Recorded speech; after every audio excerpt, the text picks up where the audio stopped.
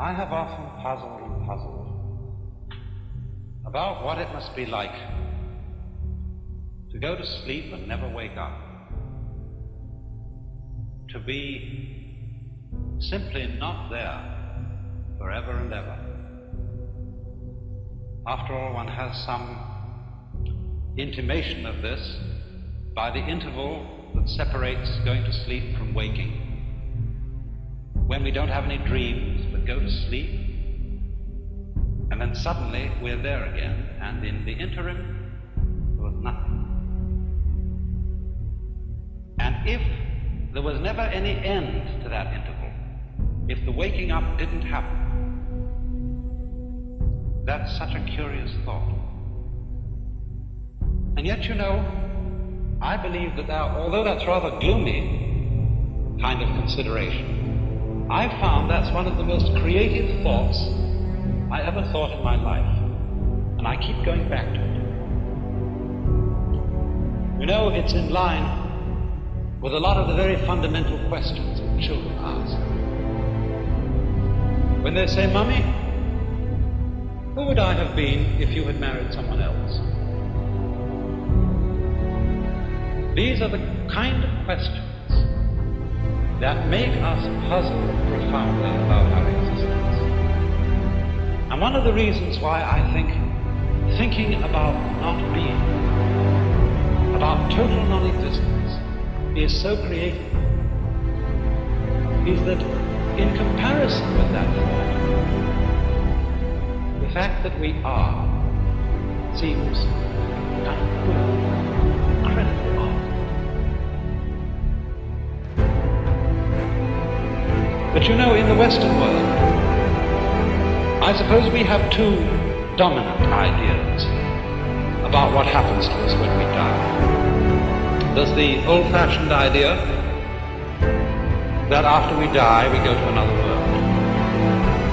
I say old-fashioned, not to say it's out of date. We don't know what the answer to this is. But that's the traditional answer of the Western world. When you die, you go to another life.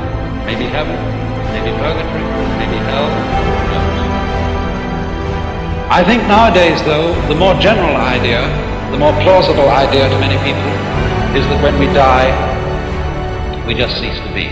That's all there is to it. But we're inclined, I think, to have in our minds a picture of this, which indeed is depressing, of being shut up in the dark for always and always and always, to be kind of buried alive in a blackness, where we are blind, deaf, and dumb, but somehow still conscious.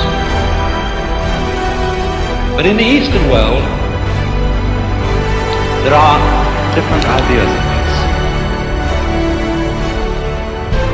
The major Eastern idea is what is generally known as reincarnation, of going through life after life after life in an endless series. Of course, when any idea like that is explained, the first thing that we ask is it true? Is there a process of rebirth? But you know, as this idea is held by deeply thoughtful Hindus and Buddhists, it isn't a belief in something which we can't prove. It's really quite a self-evident notion. Think of it in this way. Supposing I make two statements. Statement one: after I die, I shall be reborn again as a baby, but I shall forget my former life. Statement two: after I die, a baby will be born.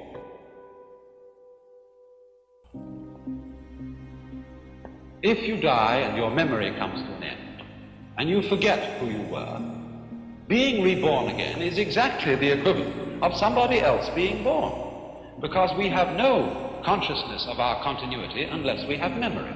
If the memory goes, then we might just as well be somebody else. But it seems to me that the fascinating thing about this is that although a particular set of memories vanishes, death is not the end of consciousness. In other words, we are deluded by a kind of fantasy. If we think of death as endless darkness, endless nothingness is not only inconceivable, but it's logically absolutely meaningless, because we aren't able to have any idea, much less sensation of nothing, unless it can be compared with a sensation of something. These two things go together. And therefore, I think what is meant is that the vacuum created by the disappearance of a being, by the disappearance of his memory system, is simply filled by another being who is I, just as you feel you are I. The funny thing though about being I, about feeling that one is sort of a center of the universe, is that you can only experience this I sensation in the singular. You can't experience being two or three I's all at the same time. Now then, it seems to me that this idea has three very important consequences. One is that the disappearance of our memory from death is not really something to be regretted. Of course, everybody wishes to hold forever to the memories and to the people and the situations that he particularly loves. But surely, if we think this through, is that what we actually want? Do we really want to have those we love, however greatly we love them, for always and always and always and always? Isn't it inconceivable that even in a very distant future, we wouldn't get tired of it?